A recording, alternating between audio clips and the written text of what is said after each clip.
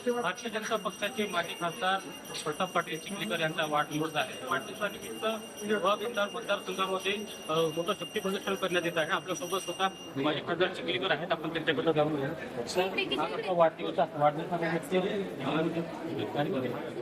प्रामुख्याने लोहा मतदारसंघामध्ये असं आहे की शक्ती प्रदर्शनाचा भाग नाहीये. गेले 30-35 वर्ष मी लोहा अंधार मतदारसंघामधनं जनतेसोबत नातं निर्माण केलं. 1989ला पहिल्यांदा सरपंच झालो आणि 92ला सभापती झालो.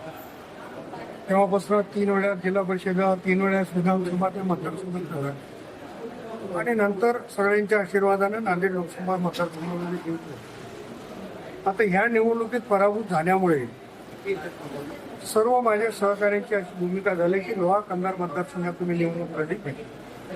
आणि त्या दृष्टीनं माझे जे सहकारी आहे, माझे जे कंठस्थ आहे, माझे जे जीवलग आहे, त्या सगळ्या समाजातल्या लोक आज कार्यक्रम विविध आयोजित केलेले आहेत. शक्ती प्रदर्शनाचा भाग नाही, तर त्यांच्या प्रेमाचा भाग.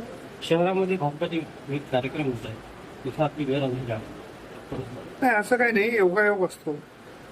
अनेक कार्यक्रमाला मला बोलवलेलं होतं, पण मी अगोदर माझे पूर्वनियोजित कार्यक्रम असल्यामुळं मी त्या कार्यक्रमाला हजर राहू शकलो नाही. असा कुठलाही अर्थ कोणी काढणे काय आवश्यक. डोळ्याचे विद्यमान खासदार आहेत. पण असं वाटत होतं की राज्य यांनी विभागामध्ये लढत करणार होतं. आता उमेदवारी भावामध्ये लढत पाहायला गेली. मी कोणाच्याही विरोधामध्ये निवडणूक लढवणार नाही. मला भारतीय जनता पक्षाने उमेदवारी दिली तर मी निवडणूक लढणार आहे. माझ्या विरोधामध्ये कोणाला निवडणूक लढायची असेल तर त्याने लढवतो. तो आता माझा मतदारसंघ आहे. मला पक्षाने तशा सूचना दिलेल्या आहे आणि मी त्या दृष्टीने कामाला बहीण भावात लढत होणार आहे. मी कसं सांगणार आहे. उमेदवारी जाहीर केली. त्यांनी काय त्यांच्या स्वतंत्र आहेत.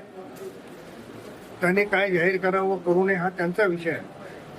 तेव्हा त्यांच्यावर मी फार बोलणं उचित होणार. तर येवते माजी खासदार प्रताप पाटील चिखलीकर, महाराष्ट्रामध्ये सर्वांचं लक्ष असलेली हे नांदेड जिल्ह्याची निवडणूक आहे. या निवडणुकीमध्ये परिणामी भावामध्ये थेट लढत आपल्याला पाहायला मिळणार आहे. यशपाल टीव्ही मराठी, नांदेड.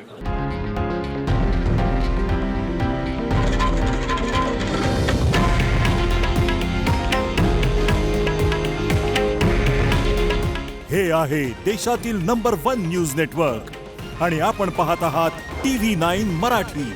काळजी तुमची, हित महाराष्ट्राचं.